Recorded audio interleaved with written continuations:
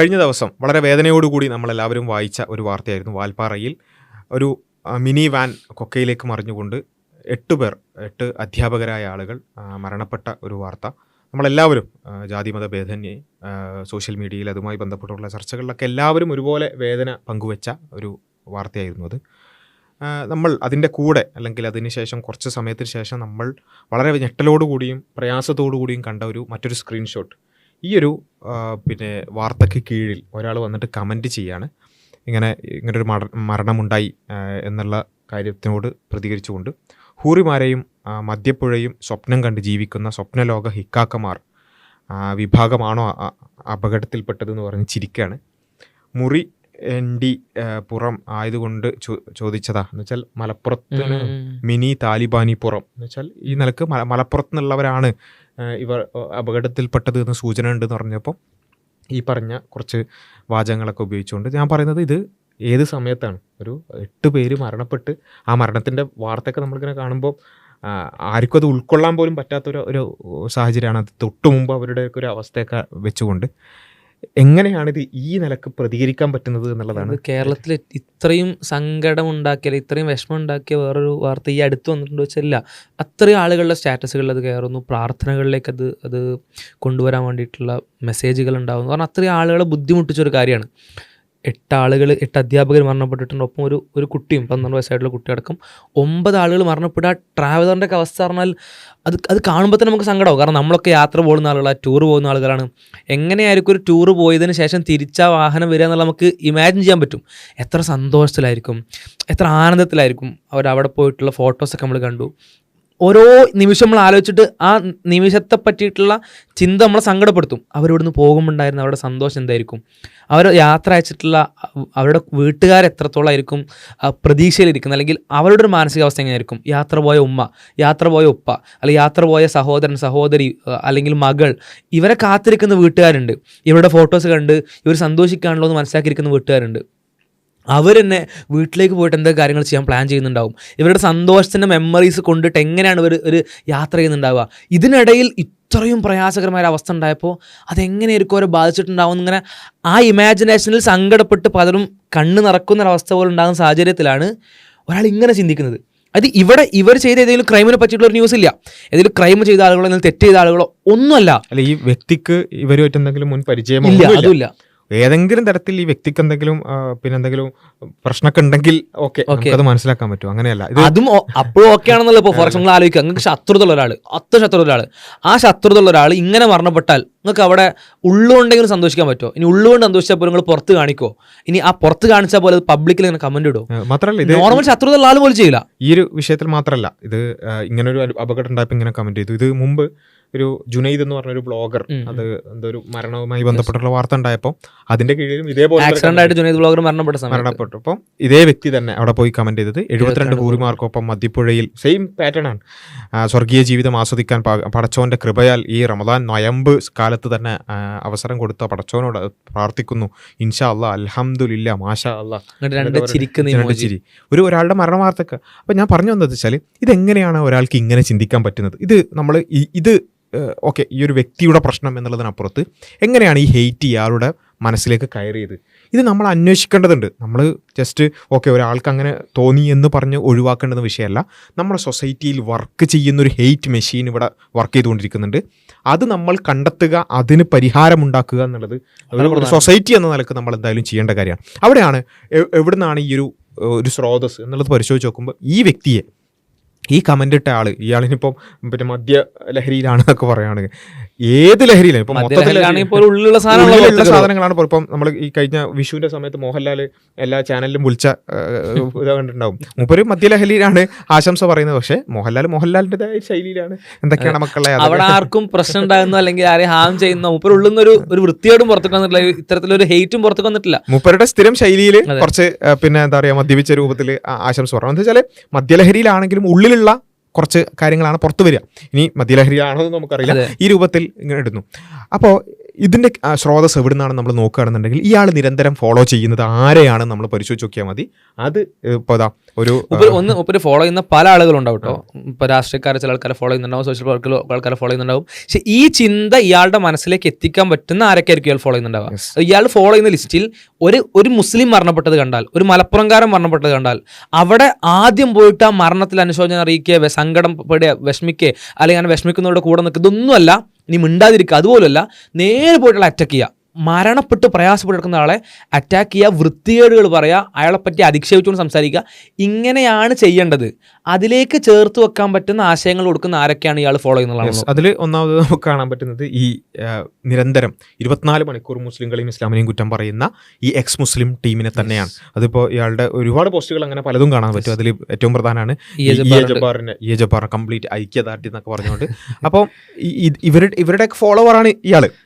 അതുപോലെ തന്നെ ഈ സ്വയം പ്രഖ്യാപിത നുണയൻ, അയാളുടെ ഒക്കെ പോസ്റ്റിന്റെ കീഴിലൊക്കെ സ്ഥിരമായി കമന്റ് ചെയ്യുന്നുണ്ട്. ഒരു സ്ഥിരം പ്രേക്ഷകൻ, കേരളത്തിൽ വെറുപ്പ് ഉണ്ടാക്കുന്ന ഏറ്റവും പ്രധാനപ്പെട്ട വിഭാഗത്തിന്റെ സ്ഥിരം പ്രേക്ഷകൻ. അതേപോലെ തന്നെ ഒരുപാട് ഫോളോവേഴ്സുള്ള വേറെ എക്സ് മുസ്ലിംസിനും ഐക്യദാർഢ്യം പോസ്റ്റുകൾ കാണാം.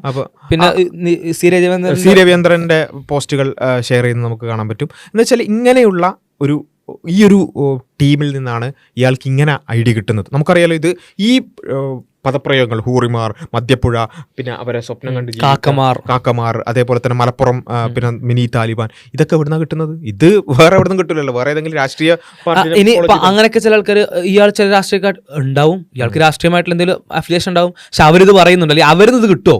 സിംപ്ലി കിട്ടുമോ? ഇല്ലല്ലോ. ഇയാൾക്ക് എവിടെ നിന്ന് കിട്ടുന്നുണ്ട്? ഇയാൾ ഒരു 10 ആൾ ഫോളോ ചെയ്യുന്നുണ്ട്. അതിൽ 10 ആളിൽ 5 ആൾ ഇപ്പം പറഞ്ഞ ഈ ടൈപ്പ് ഓഫ് ഹെയ്റ്റ് ഉണ്ടാക്കുന്ന തരത്തിലുള്ള കണ്ടന്റുകൾ ഇടുന്ന ആളുകളാണ്. ആ ഹെയ്റ്റ് ഉണ്ടാക്കുന്ന കണ്ടന്റുകൾ ഇടുന്ന ആളുകളുടെ ആ കണ്ടന്റാണ് ഇപ്പോൾ പുറത്തേക്ക് വരുന്നത്. അയാളുടെ ഉള്ളിൽ നിന്ന് പുറത്തേക്ക് വരുന്ന സാധനം. അവരാണ് ഇയാൾ പറയുന്ന ഈ വെറുപ്പ് പറഞ്ഞുകൊണ്ടിരിക്കുന്നത്. അയാൾക്കത് കിട്ടിയ സോഴ്സ് അതാണെന്ന് നമുക്ക് മനസ്സിലാക്കാൻ പറ്റുന്നത്. അപ്പോൾ ഈ ആളുകളുടെ കണ്ടന്റുകൾ കാണുന്നത് ഒരു മനുഷ്യനെ എങ്ങനെയാണ് മാറ്റുക എന്നുള്ളതാണ്.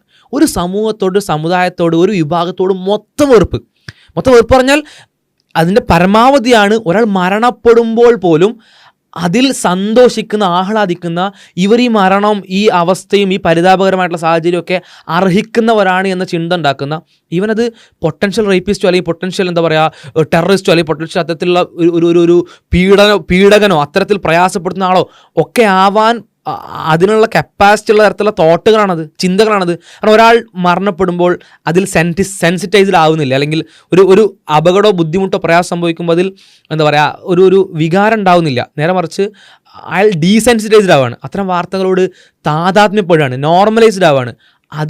അതിനപ്പുറം പോയി സന്തോഷിക്കുകയാണെങ്കിൽ ആ സന്തോഷ ചിന്തയാണ് ഇത്തരത്തിലുള്ള അപകടകരമായിട്ടുള്ള വളരെ വലിയ രീതിയിലുള്ള വയലൻസ് ഉണ്ടാക്കുന്ന പ്രവർത്തനങ്ങളിലേക്കുള്ള മോട്ടീവ്, അതിനുള്ള സ്പാർക്ക് അവിടെ നിന്നാണ് വരുന്നത്. ഇങ്ങനെ ഈ മരിച്ചവരോടുള്ള ഈ ഒരു സമീപനം ഇത് കിട്ടുന്നതിന് കൃത്യമായി സ്രോതസ് ഉണ്ട്. നമ്മൾ വെറുതെ ഇയാൾ ഫോളോ ചെയ്യുന്ന ഇവരാണെന്നുള്ളത് കൊണ്ട് മാത്രം. അവരും അങ്ങനെ തന്നെയാണ്. അതായത് ഇപ്പം ഈ സ്വയം പ്രഖ്യാപിത നുണ എന്ന് പറയുന്ന കേരളത്തിൽ ഏറ്റവും കൂടുതൽ ഈ തരത്തിലുള്ള കാര്യങ്ങൾ ഉണ്ടാക്കിക്കൊണ്ടിരിക്കുന്നത് അയാൾ വേറെ ഏതോ മരണത്തിനോട് മാത്രമല്ല, സ്വന്തം ഉമ്മയുടെ മരണത്തോടടക്കം സെയിം പാറ്റേണിൽ, അതായത് സ്വന്തം ഉമ്മ മരിച്ചപ്പം സൂറിമാരില്ലാത്ത ലോകം, അങ്ങനെ പരലോകം എന്നൊക്കെ പറഞ്ഞു കണ്ട് പരിഹസിച്ച അതേ സ്രോതസ് തന്നെയാണ് മറ്റുള്ളവർ മരിക്കുമ്പോഴും. എന്നുവെച്ചാൽ ഇവരെ സംബന്ധിച്ചിടത്തോളം ഉമ്മയാണെങ്കിലും അയൽവാസികളാണെങ്കിലും കൂടെ ജീവിക്കുന്നവരാണെങ്കിലും അതേപോലെ തന്നെ ഒരുമിച്ച് പഠിക്കുന്നവരാണെങ്കിലും ജോലി ചെയ്യുന്നവരാണെങ്കിലും മുസ്ലിമാണോ, അവനെ ഈ പറഞ്ഞ ഇത്തരം കുറച്ച് ടേംസൊക്കെ വെച്ചിട്ട് പരിഹസിക്കുക, അപഹസിക്കുക, അവരുടെ മരണത്തിൽ പോലും സന്തോഷിക്കുക എന്നതാണ് ഈ പ്രവർത്തനം കൊണ്ട്. അല്ലാതെ ഞാൻ ചോദിക്കുകയാണ്, ഈ എക്സ് മുസ്ലിങ്ങൾ എന്ന് പറഞ്ഞ് നടക്കുന്ന ഈ ആളുകളെ കൊണ്ട്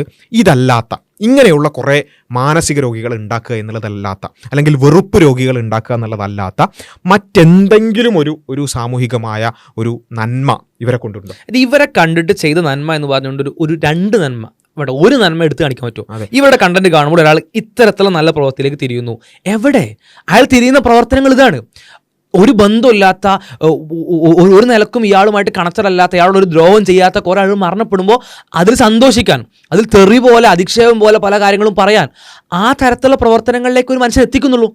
വേറെ എവിടെ ഏത് രീതിയിലുള്ള നന്മയാണ് ഇവർ കാരണം മനുഷ്യരിൽ പ്രതിഫലിക്കുന്നത്, ഇവർ കാരണം സമൂഹത്തിലുണ്ടാകുന്നത്? ഒരൊറ്റെന്ന് പറയാൻ പറ്റുമോ? ഇല്ല. അപ്പോൾ ഒരു പ്രശ്നങ്ങൾ ഉണ്ടാക്കുന്ന, ഹെയ്റ്റ് ഉണ്ടാക്കുന്ന, അത്തരത്തിലുള്ള വിദ്വേഷം ഉണ്ടാക്കുന്ന, വിഭജനം ഉണ്ടാക്കുന്ന കണ്ടന്റുകൾ മാത്രം കൊടുക്കുന്ന സമൂഹം എന്നുള്ളതാണ്, അല്ലെങ്കിൽ അത്തരം വിഭാഗം എന്നുള്ളതാണ്.